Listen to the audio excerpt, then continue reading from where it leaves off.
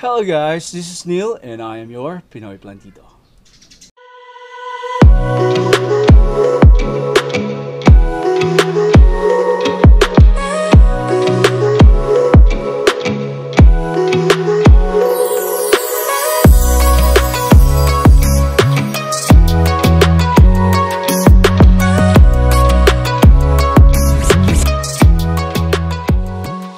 So ever since I posted this picture guys in my Facebook page and in my Instagram account, I've received a lot of inquiries asking me to share what are my secrets in raising giant caladiums. And that is exactly what we're going to talk about today. And while we're at it, I'll be sharing to you also some tips and techniques on how to grow caladiums in general. Well, some of the tips that I'll be sharing with you today guys are actually relevant and useful not just in growing giant caladiums but growing big plants in general. So as you can see, I've got here some huge caladiums, and these are actually guys not the biggest caladiums that I had, but they are the ones that have big leaves, but they used to have bigger leaves. The reason why they don't have as big leaves as what I've shown you in the picture is because they actually just came out from the dormant season. So I'll be expecting that they will have bigger leaves in the coming days, but they're not bad, huh? They're pretty big right now. I'm actually a 6-footer guy, so you can tell that these are really big caladiums. No, I'm just kidding. I'm not a 6-footer guy. All right, so if you're ready, let's dive into it with tip number 1. The first step is actually a funny one, guys, but this one actually makes perfect sense. And this has something to do with selecting the right variety of caladium to plant. And this is because not all varieties of caladiums will grow to have bigger leaves. So if we realize that there are certain varieties of caladiums that only grow bigger, and not every type of caladium has the ability to have giant leaves. And if you're really serious in growing big leaves for your caladiums, it starts with selecting the right variety. So varieties like this Aeron caladium or Candidum, or this red Guardian and Caroline Wharton, or the White Queen, they tend to have bigger leaves as they grow, especially older. And some varieties of caladium will not have big leaves no matter how hard you try. No matter how much amount of fertilizer you apply, they will still remain to be really cute ones. Alright, so an example of that will be the mini white, for example. Have you seen a giant mini white or an angel wing? Okay, so they will probably, if you apply a lot of fertilizer, they'll probably grow a little bigger than the usual, but they will never be giant caladiums like these. Now let's go to tip number 2, which is providing the right climate and the right soil and the proper watering for your caladiums. Like any other living things, guys, growth is expected. It's just natural way of things for every living things, and provided that we provide our plants with the right climate and the proper sustenance for them to grow, they will naturally grow. As for caladiums, guys, they require a warm environment, high humidity, bright and direct light, and well-draining soil. So as you all know, I live in the Philippines, where it's a tropical country, and it seems like it's perfect for caladiums, and couldn't be more right. But actually in my backyard it used to be so hot, like it's gonna burn the caladiums here, so I need to do a little tweaking in order for the environment of my backyard to suit the growth of the caladiums. And for that I created a microclimate that will suit best for the growth of my caladiums. So for example, I limit the harsh effect of the direct sunlight to the caladiums by putting a 50 to 75% net on top, and also planting a lot of trees and shrubs around.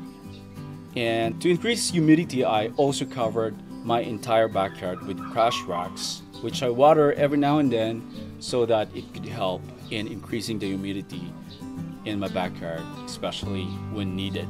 As for the soil, guys, I use coco coir, acacia leaves, charcoal, carbonized rice hull, and mixed with garden soil in order to provide a well-draining soil for my caladiums. As for the watering of caladiums, guys, caladiums want to have moist soil, which means that they are really sucker for watering. However, they do not like to be sitting in water as well. That's why it is important to have well-draining soil. Tip number 3, guys, is to guard your caladiums from pests and other enemies. So to provide optimum growth so that they will be able to continuously grow to achieve these huge leaves, it is important that we check them from time to time to see to it that they are not being attacked by pests and other enemies. Some of the pests that I've encountered in my caladiums includes aphids, some these really small brown bugs that you can find in their stems and on their sides, sucking the sap of the caladiums. And I also encountered some mealybugs and ants as well. Since I don't use any pesticide or fertilizer in my garden, I found something that is effective actually for all of these pests, including ants, which is a combination of a detergent. Well, detergent is actually the only synthetic material here, but I also use vinegar and oil and chili. Okay, so what you do is, if you have like a liter of water, you just combine crushed chili, 1 tablespoon of any liquid detergent, and 1 tablespoon of cooking oil, 1 to 2 tablespoons of vinegar, and you mix it together, put it in a spray, and just spray it on the leaves, on the stem, and it's very, very effective, guys. And the good thing I like about this is that it's not harmful to the stem or to the leaves. It doesn't have any adverse effect on the plant at all. So you can also try that, guys, and it worked for me, so I hope that it will also work for you. Okay, tip number 4 is to provide nutrients to your caladiums. Now, as I've said before, I don't actually use any fertilizer for my plants, okay, including caladiums. And I do not actually discourage you guys to use fertilizer, because if it works for you, it's fine.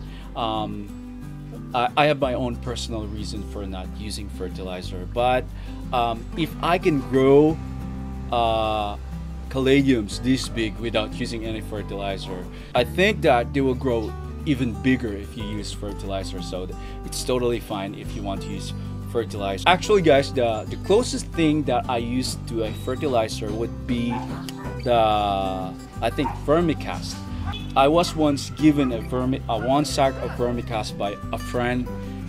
What I did was to like put it as a topsoil for some of the caladiums.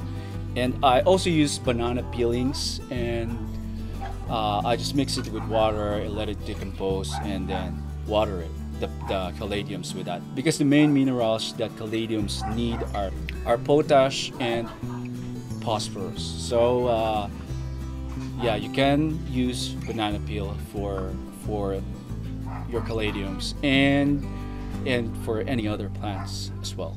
And lastly, guys, tip number 5. Manage your expectation. Why am I saying this? Because caladiums, guys, actually have a dormant period, and it is true whether you live in a temperate country where there's 4 seasons, where there's winter, and even in a tropical country like ours.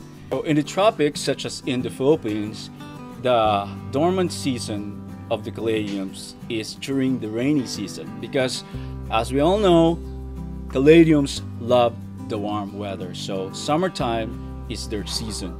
But after that, during the rainy season, they tend to be dormant. But unlike in the temperate countries where dormancy of caladiums means that they'll be totally out and they will totally disappear, in the Philippines it's not the case. The dormant period for the caladiums would only have the effect of reducing their size and making them look less vibrant, but they do not totally disappear. But in the temperate countries, they will be reduced into bulbs, and then they will just have new leaves coming out or sprouting out by spring or by summertime.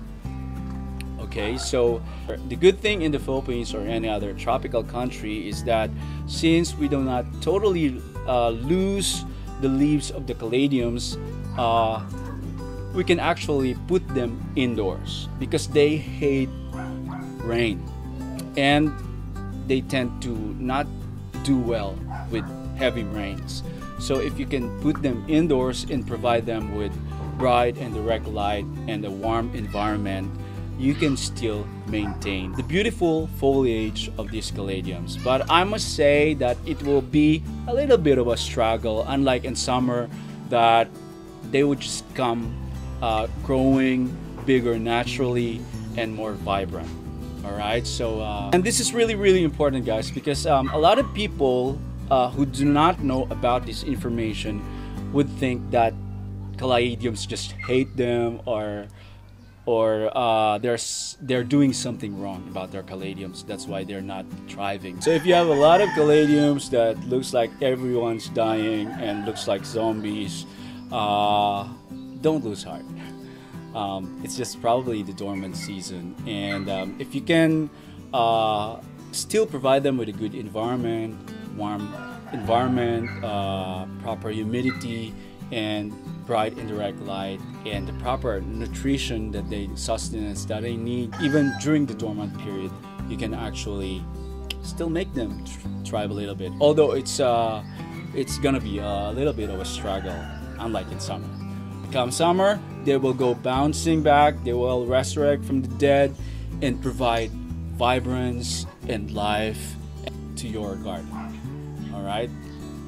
So this has been your Pinoy Plantito, Neil. I hope that you learned something new today, and I hope that you can put it into application and grow some really nice caladiums like this as well. And if you think this video is cool for you and you learned something, why don't you smash that like button and also subscribe to this channel and tell your friends about Pinoy Plantito.